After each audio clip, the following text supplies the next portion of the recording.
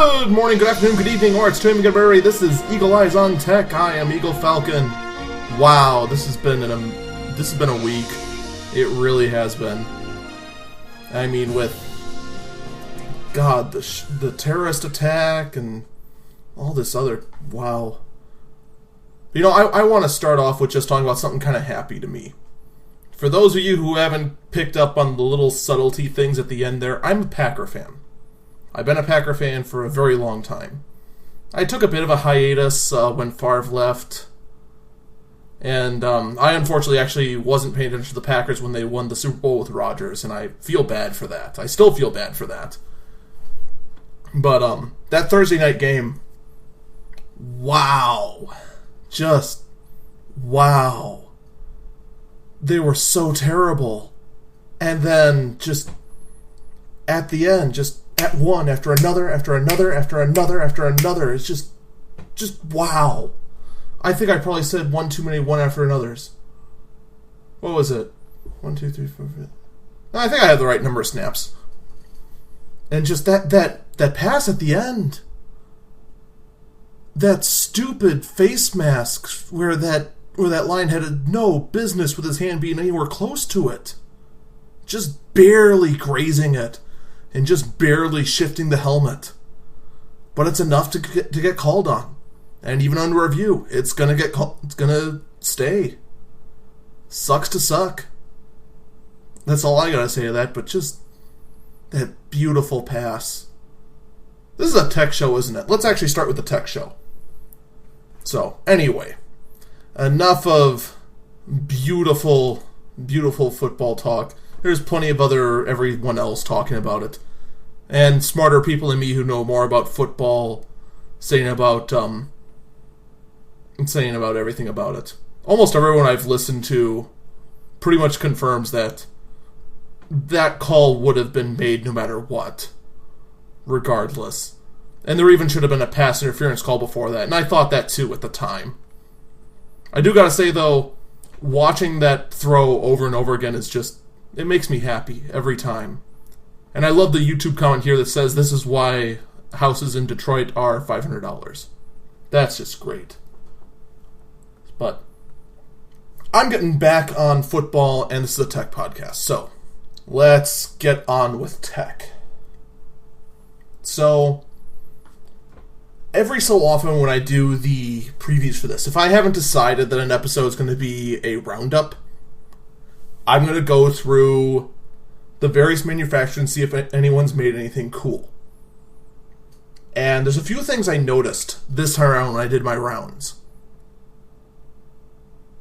Lenovo has not come out with anything. Underline anything. Under Skylake processors. And I know I said anything twice, but there is one exception. Only one. And that's Lenovo Yoga 900. So let's talk about it for a moment. These sort of, I don't know what you'd call them. Everyone calls them two-in-ones. I don't like that terminology because a two-in-one implies that it can be a good tablet. These don't make for a good tablet. There are a lot of people who are going to disagree with me on that forever. But I don't care. It doesn't make a very good tablet. That is simply the truth. The only thing it does right on a tablet, though, is that you can't use it to take pictures of other people. And I give it props for that. I am sick of tablets that are being used as cameras. But other than that, it's big. It's 13.3 inches. It's bigger than the iPad Pro, and that's too big in my opinion. It's got power in it. There's no question about that. But it's thick. You fold it over, and it's chunky. I mean, it's still a laptop. A 2-in-1 should be a good laptop and tablet. There have been plenty of Fujitsu creations in the past that you remember these things. They were little 12-inch tablets. You opened up like a laptop, and then you could swivel the screen around and then clap it back down. That was better than these. And the reason I say those were better is because, for starters, they had control buttons on the screen, so you could control them, even without a stylus. Now, granted, with Windows 10, you have stock controls by just swiping on the one side of the screen. But it's still chunky. You still have the keyboard exposed. Which means that if you're stupid, you can cause damage to the keyboard. Because of the fact that the palm rest is constructed the way it is. You try holding it, and you feel the dull edge of the palm rest against your hand. It doesn't curve smoothly like other tablets do, like your phones do. It baffles me that this has picked up as a good design choice as a 2-in-1. And it's gone to the point where even Dell and HP mimic this design. To HP's credit, however, their design at least involves also being able to take the screen out from the keyboard base and using that alone. Now, I don't think Surface Book does what the Yoga does, but I'm not sure. But anyway, it's your basic, you've got an ultra-low voltage 6th generation Skylake processor. It says Core i7, but let's be honest, it's going to be ultra-low voltage, which means it's going to be a dual core, which means it's basically a Core i3, and I hate the Core i series numbering system, because an i3 can be as weak as an i3, because an i3 can be as strong as an i7. We'll just be blunt with that. You got a decent webcam, you can have up to 16 gigs of RAM on it. You're stuck with solid states on this. Not that that's too much of a bad thing, but it does mean there's no low-cost option on there. And that's pretty much it. Oh, you do have one USB Type-C on there, which is okay. The thing that's really cool about this is, well, it's that hinge. I know that sounds mildly hypocritical after criticizing this whole design choice of being able to flip over, but that hinge looks so slick. Have you ever seen it? It looks like a giant watch band. Kind of these weaved pieces of metal, these mini gears holding it in place, the metal being the same color as the chassis. It's really, really cool. And I would recommend this thing only to have as a tablet. I mean, as a laptop, not a tablet. The whole 2-in-1 gimmick of this one, I would stay away from. The same thing goes with all the other foldables, too. Ooh. I'm going to call them foldables. I wonder if anyone's coined that phrase yet. I like that. I'm going to stop patting myself in the back. Anyway, this thing comes in 3 colors. You've got Metallic Caution Orange, which actually looks kind of cool. Reminds me of the Dell Precision Covet days. You've got, I don't know what they call this color, but it looks kind of like a bronze copperish, which still manages to look good on it.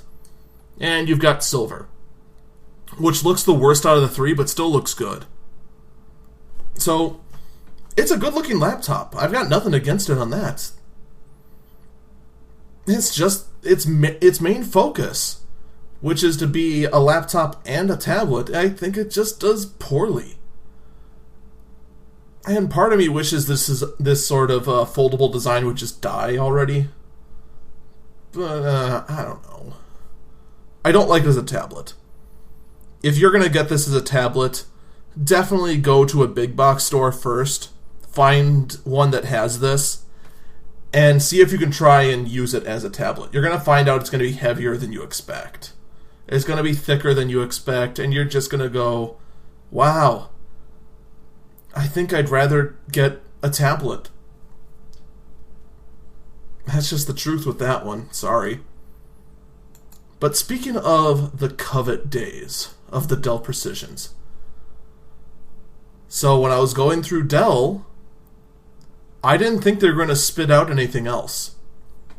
I did notice that a lot like Lenovo, nothing else they had in the business section was using the 6th generation Intel series.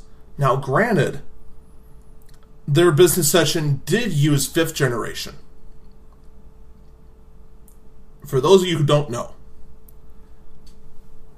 about a year and a half ago was the dawn of Haswell. Haswell is the 4th generation Intel Core series. Then, about like the middle of this year, like I want to say July or August, was when the 5th generation came out, Broadwell. Almost nobody switched to Broadwell, except for the Pro class laptops, because they knew Skylake was going to be coming out, the 6th generation. And then, for those of you who also don't know, Intel works in what's called a tick-tock schedule. First, they start with a tick, which is a complete redesign and introduces brand new technologies, and then they move to a tock generation. Tock means that they scale down, they use a lower nanometer process, but they basically keep the architecture the same. So there's only minor improvements, and it's just basically refining what the core architecture is. So Haswell came out, that was a tick. That introduced new architecture. That was a brand new design, and that moved us away from Sandy Bridge and Ivy Bridge, I believe. Yeah, I think so. That moved us away from Sandy Bridge and Ivy Bridge. And I can't remember what Haswell all introduced. I think it was Turbo Boost 2.0, and that was like the big thing. And a few other power-saving features. Broadwell didn't introduce much, of course, because it was a talk. But then, only a few months after Broadwell came out, Skylake came out, which was a brand new architecture. So, a lot of Dell's stuff is still using the 5th generation because they hopped on board that. But all of their consumer stuff, they're just like, oh, whatever, we'll just wait for Skylake on those. They didn't bother because there's no sense just doing a small step up on consumer stuff when, let's be honest, processors have been fast enough since about Sandy Bridge. There have been minor improvements here and there. Mostly improvements have been in the graphic card department for Intel's processors. But there wasn't that big a jump between 4th and 5th generations. So, you look at Dell's lineup right now, in the consumer line, it's all using 6th generation now. There might be a few products that are still on 4th, but they're all 6th generation now. Those are all the newest they're going to be. The next update's going to be next year. Then you look at the business section, and there's a lot of stuff that is on Broadwell. Until I got down to my favorite line, the Dell Precision. The Dell Precision line is their mobile, it's not just their mobile, it's their workstation line. It's what's used by scientists, by engineers, by movie editors, by photo editors. It's for the hardcore creators who want a lot of power in their desktops or laptops. This is what competes with the MacBook Pro, and also what competes with the Mac Pro, if you're just looking at the Apple line. This is what the pros use. I haven't looked yet at the Dell Precision line for desktops. Usually, like that one, they run on the Xeon chips for desktops, and there hasn't been a new one of those in a while. So there's not going to be any updates on those. Their laptops, on the other hand, not only did they get updated, they got redesigned and renumbered. the entire series now uses the 3000, 5000, and 7000 series scheme. What this means is that you have the Dell Precision 3000 series, which is their entry-level bottom-tier line. You have the 5000 series, which is middle tier, and what most people are going to get. And then there's the 7000 series, which they went and searched out how much power can we push into a single unit. So they now moved to that scheme, which unfortunately now means that whereas I used to be able to understand how the numbering worked, now I won't be able to at all. It used to be the first number was the screen size. The second number was the generation. The third number was whether it ran on Intel or not. And the fourth number was just, we want it to be a 4-digit number, so the fourth number is always 0. Now I don't know what it is. I'm going to start with the new Dell Precision 5510. So I'm going to go on a limb and say that the numbering system is going to be, the first 5 is the series, the second 5 is the screen size, and the third number is the generation. So, yeah. Anyway, to look at this thing, this is the MacBook Pro competitor. It's obvious. It's blatantly obvious that it is the MacBook Pro competitor.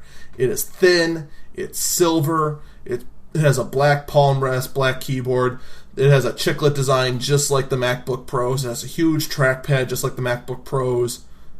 It's obvious, this is the MacBook Pro knockoff. So what makes this thing unique? For starters, it has a discrete graphic card. That's right. You can do things on this. You should try that, Apple. Put discrete graphic cards back in all of your professional laptops. Seriously, what the heck, man? You've got rotating hard drives in here, unlike the MacBook Pros, so you have some cost options there. You can also go to M2 SATA or M2 SSDs, so you can still get the performance storage that the MacBook Pro has. You've got the same kind of battery life as the MacBook Pro. You've got a much higher end display on this. It starts at 1920 by 1080, so it's lower end, but it goes up to 4K, I believe. Yeah, 4K. So 3840 by 2160. The other thing is that it uses what Dell calls the Infinity Edge. What this is that there is only a, quarter of an inch between the edge of the screen and the actual end of the laptop. So that enormous screen is in a smaller body. This is probably a 14-inch laptop body, but it's a 15-inch screen. So that's actually really, really nice. The other thing of note here, I'm going through the options. First off, you can have this have either Windows 7 or Windows 10. That's not abnormal. It's going to happen on professional laptops. You have 3 processor options. You have a quad-core 2.3 GHz Core i5, a quad-core 2.7 GHz Core i7, or a Core Xeon E3 1505M. If you have never heard of this processor before, don't worry, you're not alone. This is new in the Skylake series. There are mobile Xeons. Xeons are the processors that are used in servers. The rig I've got right now, that's a Dell Precision Workstation from 2008, uses 2 Xeon processors in it. I've got a Xeon server in the other room that hopefully you can't hear. I've got a test bed in there that also runs on a Xeon that's off right now. This is the first time a mobile chip has been branded as a Xeon. The other nice thing about this chip, it is a system on a chip. It has everything on the chip. Well, to an extent. It's not a true SIC. But everyone pretty much calls them systems on a chips because nobody wants to use AMD's APU name. But it's basically got all the controllers and everything on the chip, including it has a graphic card on the chip. And the Xeon has a professional grade Intel graphic chip on it that works in tandem with the NVIDIA Quadro 1000M chip that's on it. What does this mean? It means you can do professional CAD work or professional video rendering, and all the features you get from a pro graphic card you would have regardless of whether you have the power or not. How NVIDIA cards and Intel cards work together is that when it feels that it doesn't need to render or use any sort of high-end graphics, it switches to the Intel one. Or if you just have really low battery, it just won't touch the NVIDIA one, it'll only use the Intel one.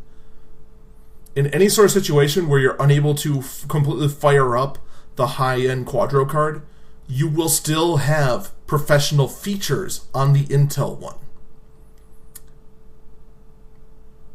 Now, I will be blunt. I haven't been able to research every single detail on this E3 mobile chip yet.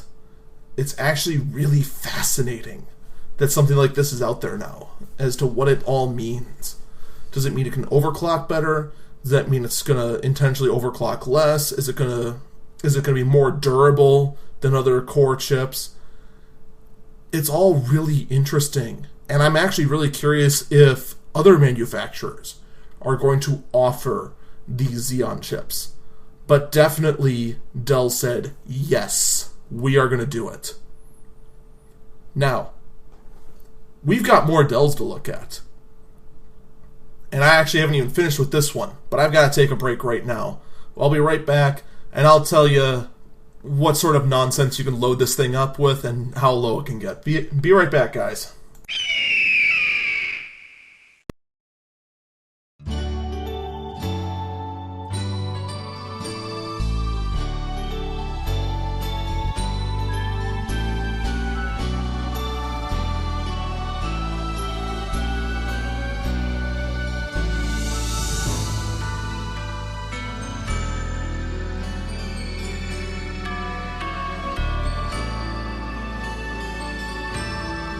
Welcome back, Eagle Eyes on Tech. I am Eagle Falcon. So, let's look back at the Dell Precision 5510. So right off the bat, at the minimum features, this thing costs $1,400. No shipping. Or maybe that includes free shipping. I don't know. I really don't want to go and hit next quite yet. This gets you a Intel Core i5 2.3 gigahertz quad core. It gets you whatever version of Windows 7 you want. Unless you want, or any version of Windows 10 you want, unless you want Windows 10 Home. That actually subtracts $35 from your cost. So you can go lower, but don't do that. Don't go for Windows 10 Home Edition if at all possible. Windows 10 Home means that they're just going to push updates to you whenever they want. Now, you can delay them, but eventually you still have to take them, whether you want it or not. This gets you also the NVIDIA Quadro M1000M. Hey NVIDIA, Work on a better name for that thing. That's gross. This gets you a 15.6-inch Full HD IPS display at 1920 by 1080 with an LED backlight. It gets you 8 gigs of RAM. It gets you a 500 gig hard drive. No secondary hard drive. It gets you pre-installed wireless. It gets you a backlit keyboard. It gets you a 3-cell battery, and blah blah blah blah blah blah. All right, that's all for $1,400. And I do always recommend on these sort of things where you can just build and customize them. It is so much fun to just build your dream machine, see how much it costs, and then just kind of start building down to see at what point does the price seem tolerable. Speaking of intolerable, let's add every single option that... Oh, that's cute. So one little thing that's neat about this, if you go with the larger battery, you can't have a physical hard drive. So that means the bigger battery takes up the hard drive slot like it does in the MacBook Pro. So we're going to go... where is the option? There it is. 1 terabyte M2. That gets rid of that. We'll go 16 gigs. We're going to go the full 4K display. And we're going to go with that beautiful Xeon processor. So, without adding any software, because these things always have every single option to add any software you want, and if you know anything about anything, you don't get the software from the manufacturer. You first price compare it to actually getting it from other sources, and then you realize that no, they're upcharging you. Most days. There are sometimes exceptions, but rarely are there exceptions. So after all that, the price is $3,134. Honestly, I thought it was going to be higher. That's actually not too terrible. But, I don't know, $3,000 and still only a M1000? Ugh. No. I wouldn't do that. Not even if I had the money, which I don't. So let's move on to the next Dell Precision laptop. And that's the 7000 series. The Dell Precision 7510. Now I think I only guessed, but I think I've already figured out how the numbering system works. Actually, let me just quickly check on the 17-inch. Yep. Okay, so I've already figured it out. First number is the series. 3000 is terrible, 5000 is mid-tier and most practical, 7000 is enthusiast level. The second digit is the screen size. In this case, it's a 5 for a 15-inch. Third number is the generation, which in this case is the first generation. And then the last number is always going to be 0. Because having it be a 4-digit number is just cooler. And that's usually how this shakes out. Anyway, we're going to go to the 7000 series. These were the Dell Precision laptops that are chunky. If anyone who's ever seen me with a laptop before, usually I end up with one of these sort of laptops, one of these big 17-inch Dell Precision laptops. And that was before I end up with this Alienware 18 that I have currently, that I kind of sort of salvaged-ish. That thing's a weird abomination, and it's broken too right now. Mostly because it's a weird abomination. Anyway, we've got pretty much the same kind of processors in this one. Let me just double check. Yeah, we got pretty much the same kind of processors. It looks like the Xeon here is higher end. Yes, it is. We've got a 2.3 option, a 2.7 option, and a 2.8 option on the previous one. On this model, we have a 2.3. Is it the same one? No, the Xeon is 10 megahertz higher, or 100 megahertz higher. I'm going back and forth between two tabs to make sure that they are exactly right. Yeah, they're the exact same i5 and i7 option, but the Xeon itself is a higher model. And I'm not sure why. The thing is about these is that the mobile processor is socketed, so it's not like you have to have a completely different board to have a different processor. It doesn't make sense why they wouldn't give the same option and just include this higher end option. So you have 4 instead of 3. In any case, this is a redesign. Before, they were rather unique in the fact that they just looked like a slab of metal. That the front and the back of it were rounded, but the side-to-side edges were perfectly flat. And from the side, it actually looked like you could see the magnesium aluminum coating around the plastic body. And I had mixed feelings about it. Those suckers took a pounding, despite having a plastic body. The metal coating, just... those suckers... Wow. You could have almost sent those things into the army, and they would have been fine. These newer models, on the other hand, they look thinner. Not by much, though. Like right now, I'm just looking at the 15-inch one, and it has a metal band around the side of it. But otherwise, the rest of it looks like a carbon fiber MacBook Pro. Like, literally. I hate constantly comparing everything to the MacBook Pro. But, you know, it's a professional laptop, and everything does kind of just go for this rounded corners thing that the MacBook Pro and the PowerBook originally started. And guys, be original. This just makes me feel like I've seen this laptop before. And that's what this looks like. This looks like a laptop you've seen before. I mean, you've basically seen this thing. It's a big trackpad. It's got 3 buttons like every other mobile workstation laptop does. You've got a track point on it with 3 buttons like every other professional laptop before.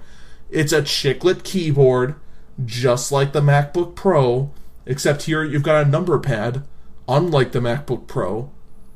Why don't more laptops have numerical keypads? Like, I know the 14-inchers have an excuse, and the 15-incher that I was just looking at, the one with the Infinity Edge, also has a good excuse because it's a smaller body. It probably wouldn't fit. But you got a new fingerprint reader on these. It actually looks like a thumbprint reader you'd see in the movies. It's not like Siri style. It's not a just tap on it on this inconspicuous thing and it reads it. This looks like one of the high-end ones. It's not one of those you have to swipe your finger down like you've seen a million times before, more than likely. And you've probably seen it whether you realize it or not. This is a backlit keyboard. It does have the body of... I'm trying to get some good pictures of it, and it's really hard to. Because these are new, and no one's done a teardown of them yet. These do have raised feet, so that air can get under it. It looks like, just from the exterior, it looks like the same cooling system as the previous ones. Where they've got 2 exhaust ports, one for the graphic card, one for the CPU. And sometimes the heat pipes share with each other. Like the GPU will use both of them. Because the CPU doesn't generate as much heat, but the GPU does. You've got feet on the bottom that are raised up so that you can draw in fresh air. And the hinge is done in a way that it doesn't block the exhaust ports, unlike every Apple product known to man. So, that's pretty much all there is to it. This thing starts at $1,200. So it's a bit more expensive than the thinner one, the 5000 series. At starting. And that's pretty much the same sort of build on this one. You can go for Core i5. You start. Oh, that's the other thing. The base model has a AMD Fire Pro W5170M, which is a card. You'll play Minesweeper. I don't know. AMD is disappointing me on so many levels. You have LCD options to no end on this. You can have an LCD with just the microphone. You can have an LCD with no camera or microphone. You can have LCDs with camera and microphone. You have a lot of options on here.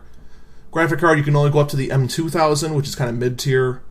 You can have ECC memory or non-ECC memory on this. I don't think the other one specified whether it was ECC or non-ECC. The other one was non-ECC. ECC, for those who don't know, is a technology in RAM called error. I can't remember what the second C stands for now. It's basically an error correcting method. It slows the RAM down a little bit, then it basically just double checks itself. It's basically, you see that on workstations and servers, usually in pro rigs. Even on like professional desktops, you don't see ECC RAM. It's pretty much exclusive to the workstation route, and you'll never see it on a MacBook Pro. Anyway, hard drive, you got hard drive options to no end. And you even have a second hard drive option. You can even RAID hard drives together. In fact, I just want to quickly check this here. It looks like there might only be one 2.5-inch slot. Oh no, there are two. Maybe. Let me check here. By default, it has a 500 gig 2.5-inch in there. Let's see what happens when I add a second one. Okay, no, you only have one 2.5-inch slot. But I can go 1 terabyte there, and then a 512 high performance one. In fact, actually, let's just spec this thing to the max. I don't think I can spec this thing to the max real quick. That's not happening. There's just too many options. Like, I'm not even kidding. Go to Dell and just try to build one of these high-end rigs. You will be stunned at the number of things you can do. And honestly, if you know anything, more than likely you're going to ignore certain things. Like, you're just going to put the basic hard drive in there and get an aftermarket one, and things like that. But let's move on to the 7710 Dell Precision. This thing, this is the one I'm most familiar with, because every single Dell Precision I've had, whether it was an M90, an M6300, an M6400, an M6500, or that one time I was able to use an M6600 for a while, they were all 17-inch laptops. They're all monsters. They all weighed as much as a baby. And they all vomited heat out the back. Oh my god, were those things amazing. This design just doesn't scream Dell Precision to me. The other ones looked rough. They looked rugged. They had character to it. And this, just like the other one, it just looks like a big MacBook Pro. And I'm kind of disappointed by that. Now, granted, these guys have a lot of new features on them that I do like. You can have a metric ton of storage on this thing. They've got really high-end displays. I think the other one went up to 4K as well. Let me check the other one. Yeah, that one you can get up to 4K on it with camera and microphone. On this guy, you could go up to... Let me just double check again on the processors on this one. Make sure that, yeah, these are the same models as the 15-inch. The only thing that really changed here is that we have a Fire Pro W7170M option And all the Quadro options changed. You can have an M3000, M4000, M5000. An M5000, that's a card. That's got some horsepower behind it right there. I mean, to give you perspective of how much power that's got, you've got 8 gigs of RAM on that graphic card alone. 8 gigs. Every other card I've been talking about has 2.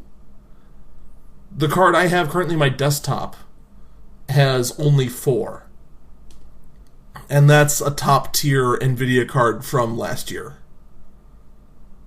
That's insane. That's almost as much RAM as I've got in this rig currently. And that's just the graphic card. But yeah, this one doesn't have nearly as many screen options. You're pretty much forced into having a camera and microphone. Oh, you can get a microphone-only option. That's interesting. But it's only anti-glare. You can go up to 4K on it. You can go up to 64 gigs of RAM, non-ECC, or 32 gigs of RAM ECC. You can have, usually it's like 2 hard drives in these. Yep, you got 2 hard drives plus your M2 slot. So get, 256 or 512 on the M2 as your boot drive. Then you have, an additional, 2 terabytes of, 4 terabytes of additional storage. And then RAID 5 it all together. Why not? Whatever. You can do it. Who cares? You bought the biggest, baddest professional laptop you could. At least from Dell, anyway. And 6L, 6L. Yeah, it's pretty much all standard stuff here. Nothing really surprising. It's just an update with an internal redesign, and there's not much more I can say about it right now because I can't find a teardown of this quite yet. And I really want to take a look at the teardown. These things have been fascinating to look into. Like lifting up the hood on a fancy sports car. It's just amazing. But that's it for the Dell Precisions. They are still selling their older models. Just like they still have the 3000 series, even though there's nothing new under the 3000 series, nothing new with that numbering on it, but they still have the M2800 under the 3000 series. I'm kind of surprised they didn't go to this new numbering system like next year, because they could still go to the X900s. It's kind of weird. I don't know. Well, now that I've actually figured out this numbering system, I kind of like it more. I'm still not sure how I feel about the first number. Ugh. Any case. Alright. We're going to wrap this up in the next one. We're going to talk about some HPs. And talk a little bit about Christmas shopping.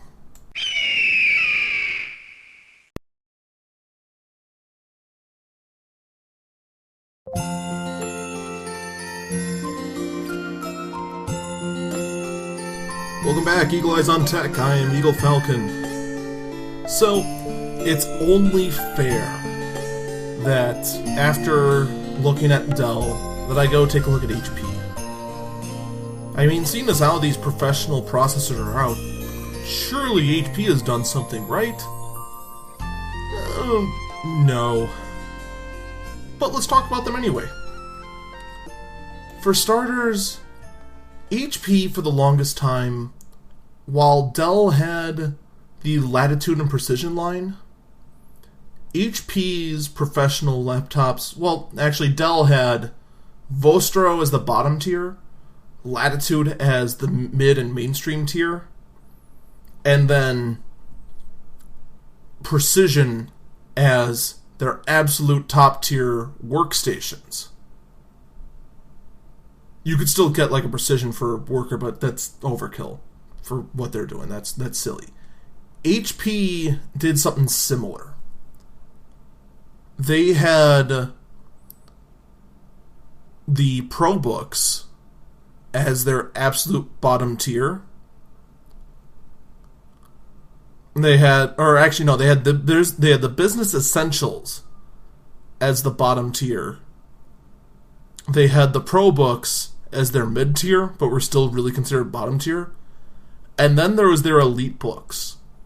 The Elite books, though, were more Dell Latitude competitors as far as their specs and power-wise, but those were built like a brick house. Those things looked amazing, especially when the 30 series came out, and they got that brushed metal palm rest, that back brush metal that just, it was amazing. And it came to a nice edge on each side. It curved a little bit so you didn't like puncture your hand when you picked them up or anything crazy like that. They looked great. In fact, if you look up a what's one off the top of my head? An HP 8530P. You'd say, wow, I could totally see that being sold in a shop right now. They still look amazing. Now, granted, the keyboard is out of style. I believe that one still uses tapered keys. And we're all chiclet and island style now. But around, I want to say 3 years ago, HP spun off the workstation models of the Elite books into their own category, the Z books. And I haven't looked to see if the Pro books and the Business Essentials are around. When I was glancing through their store, I saw, like, there were some that are just called HP, and then a model number. Like, what was one? Let me quickly find out. Yeah, like, there's an HP 250. Okay, that's great. I look forward to all of the nothing impressive that can come out of that. Or the HP 255, which even increases my disappointment even further by having AMD processors in it. But you know, the Pro books are still around. The Elite books still look great. They stand out like nobody's business in this list. And I also got to say, HP, whoever designed your online store and your online catalog, fire them. Frickin' fire them. This is atrocious. I could do better in my sleep. I've done better in my sleep. This is a mess. This is absolutely terrible. The worst thing that has ever blighted e-commerce as a business. Okay, I've been holding that back for a long time. So, let's go back to the Z-Books. There are currently 4 of them. There is the Z-Book 14, a 14-inch professional laptop. The Z-Book 15, a 15-inch workstation laptop. The 15U, a slim 15-inch professional mobile workstation. Here's a hint. It's supposed to compete with the MacBook Pro. And the ZBook 17, which is a 17-inch mobile workstation. So, on its face value, I have nothing wrong with how it's designed. You know, it's big, huge trackpads. Or, I should rephrase that. I got nothing wrong with how it's laid out and its serviceability. The keyboard's nice. The trackpad is huge. You got a lot of power in there. With the flick of a switch, you can get in there and do basic maintenance, like changing the RAM. You can get at the hard drive easily. The thing is that all these features you could do on the previous model of mobile workstation too. In fact, you could do on the Elite books too, regardless of whether they're workstation class or not. So, I don't know why they bothered changing this other than to say they could. And I sure as heck know it wasn't because of the design, because the way these things are designed is terrible. These are ugly laptops. My God. It's rounded corners like a frickin' PowerBook. It's still trying to bow out on the edges. Just kind of going down. It almost looks like a boat at some points. You've got different colored metals on here. You got dark gray on black. You've got some brushed metal, but only on but not on the very edges. There's this huge bezel of matte black. It just makes it look like it has like a rubber bumper on, like it's some sort of kid's laptop. This isn't what a professional laptop looks like. The 8740W looks so much better.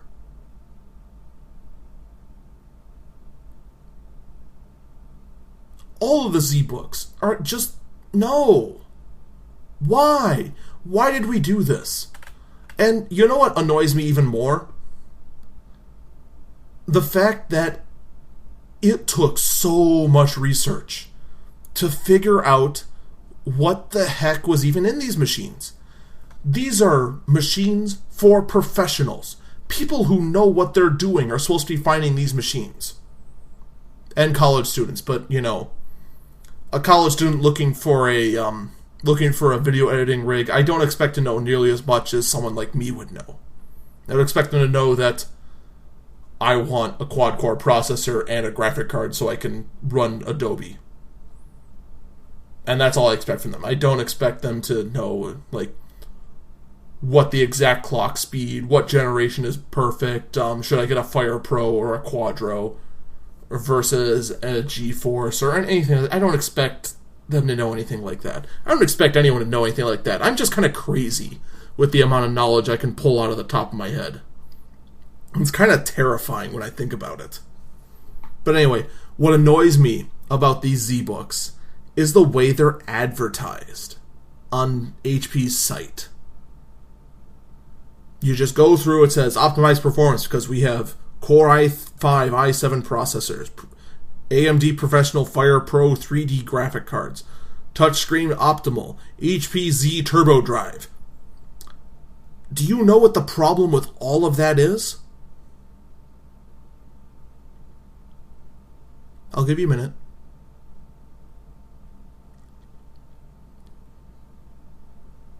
That didn't tell you anything.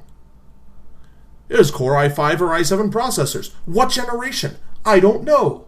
I don't know if this is current gen or last gen or what it is, if this is a future product. It has Professional Fire Pro cards. Which one? The power can fluctuate drastically. Certain Fire Pro cards probably even underperform the Intel cards. Touchscreen optimal. Does that mean it has a touchscreen? It just means it's optimal for touchscreen.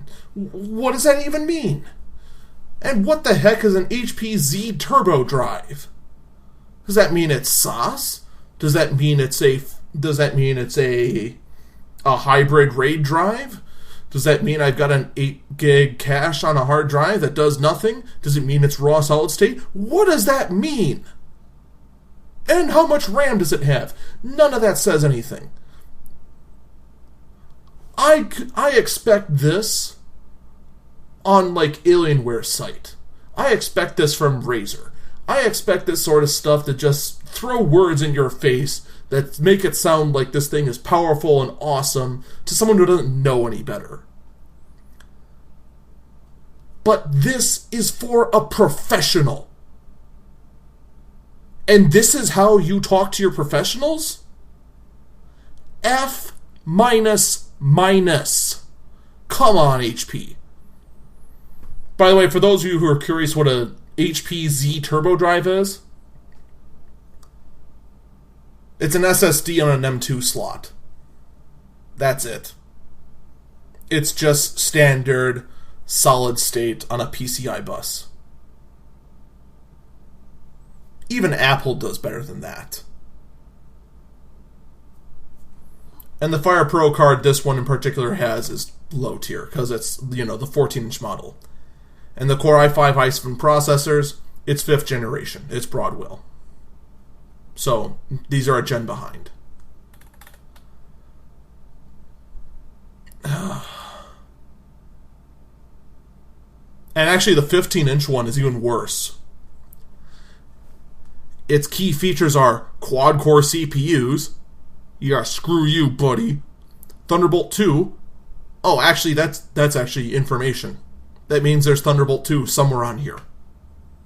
I don't know whether it's the old DisplayPort style or if it's the newer Type-C style, which is also Thunderbolt 2. Thunderbolt's weird, by the way. Just avoid it. It's gross. Just don't. It also has the HP Z Turbo drive.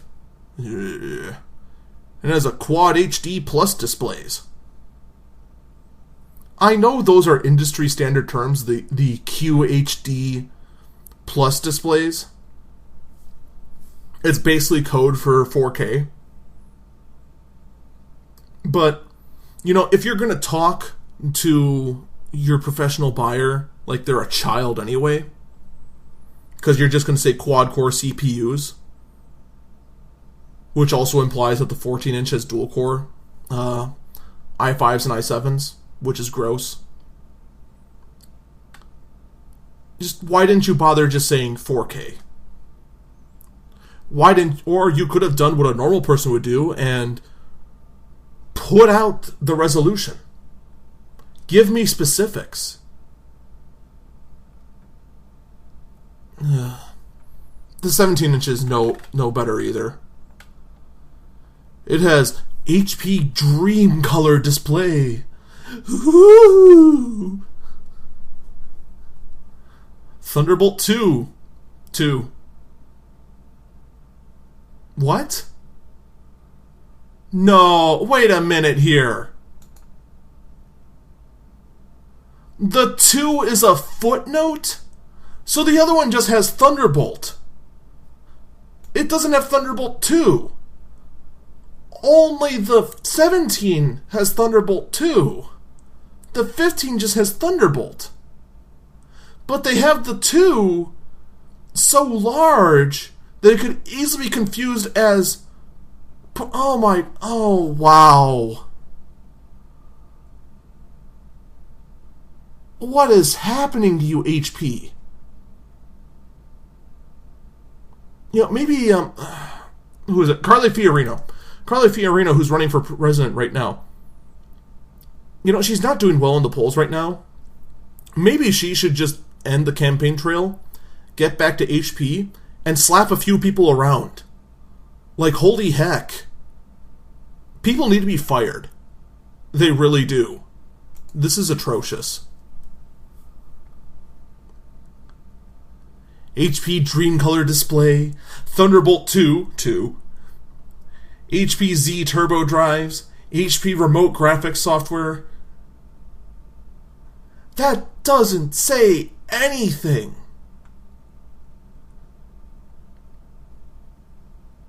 What does HP Dream Color mean? Does that mean if I leave my laptop on, it's going to, inject whatever's on the screen into my dreams? Ugh. No. What does HP Remote's graphics software mean?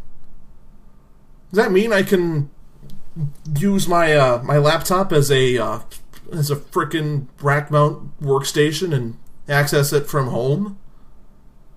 Wouldn't that defeat the purpose of it being a laptop? I can just pick it up and take it home. This is just... ugh. And their picture for what the Dream Color does is just a scary Technicolor tiger that someone just went and fucked the hue up on him. I'm sorry I swore there, but wow. I'm going to have to censor that now. I feel bad. And they say they do a drop test and they have a completely different laptop there in the picture of the drop test. Oh, and if you think for a second that by going down to specifications you're going to get valid information, let me tell you. For processors, once again, it just says Core i7 and Core i5 processor, 720p webcam. It does give the exact model numbers of the graphic cards you can get. And if you know enough and are a complete nerd on this stuff like I am, you can figure out that by the Intel integrated HD graphic option they have on there, that you are still on... you're on 5th generation. You're on Broadwell. No 4K option. It's just... I hope when they have the 3rd generation of these that they are nowhere near this embarrassingly bad. Because these are really, really bad.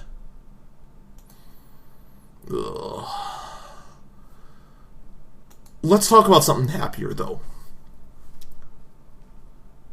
If you haven't noticed yet, I've changed the bumper music to Christmas ones. Generic ones from RO. That sort of stuff. Because it's obviously getting to the holiday season. Hanukkah, I think, is next week. Christmas is 3 weeks away now. I apologize to those who celebrate Kwanzaa. And there's another big holiday that I can't remember the name of, but I don't know when Kwanzaa or the other big name holiday starts. But in any case, it's the season of gift giving. Whether you're celebrating religious Christmas, non-religious Christmas, whatever. Hanukkah, Kwanzaa. And the last one that I feel really bad for forgetting. Maybe there isn't one that I'm forgetting and I'm just crazy. It could quite possibly be it. One question I get more often than not is, what do I get for my son, daughter, cousin, whoever that's really tech savvy? He's a, quote, nerd like you, I hear so often.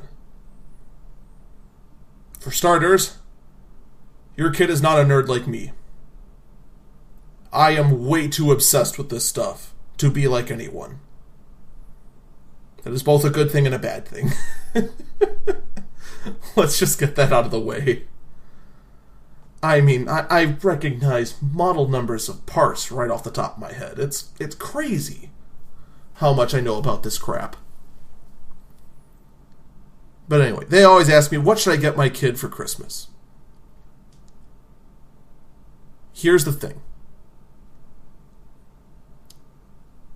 Anything that your son, daughter, cousin, nephew, whoever would want for Christmas or for the holidays or for whatever that'd be tech related,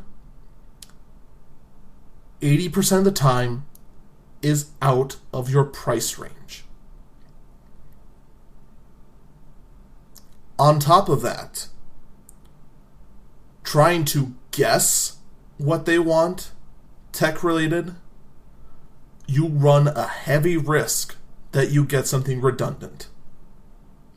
Now, a crazy person like me would never scoff at a usable piece of tech. Some of the Android tablets I mentioned last week that only have 1 gig of RAM at, I'd kind of grin my teeth and go, oh, thanks, and then I'd return it, because I don't want to deal with that headache. If anyone went and got me one of the Windows tablets that run on 2 gigs of RAM, same thing. I'd just kind of grin and go, oh, thanks, and then return it.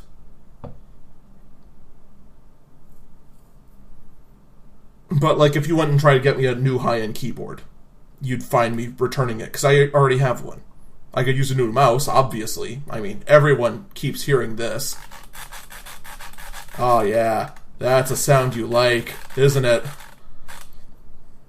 Yeah, that's obnoxious. I could use that, but it's always going to... The point is that it's always going to vary from person to person. Never get them anything they don't ask for. If they don't ask for anything and you know they're a tech head, just go out and get them a gift certificate for Newegg, Tiger Direct, or Fry's Electronics.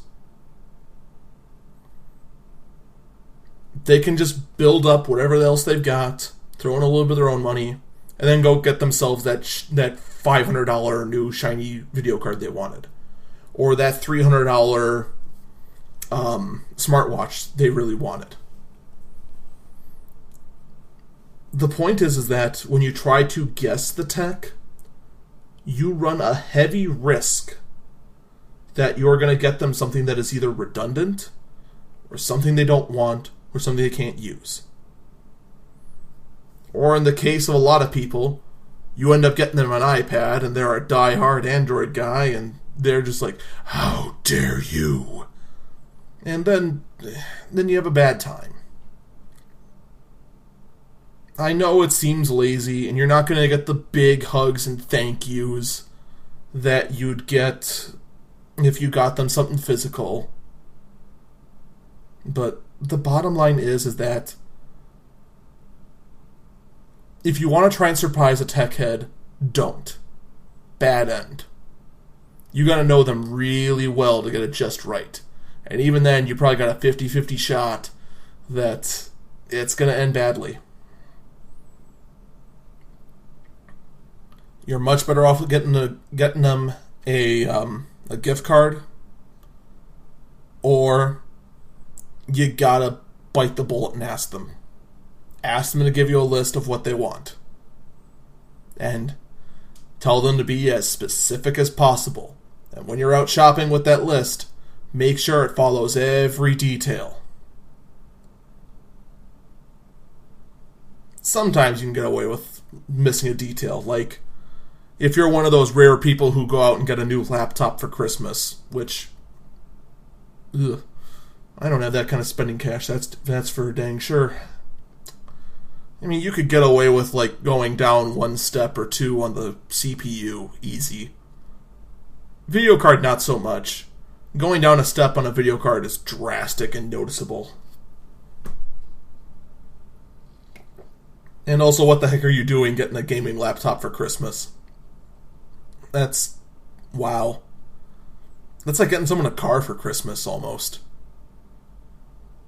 In fact, if you get cars like mine, that's pretty much exactly the same cost. Oh, I've gone long on this, though. And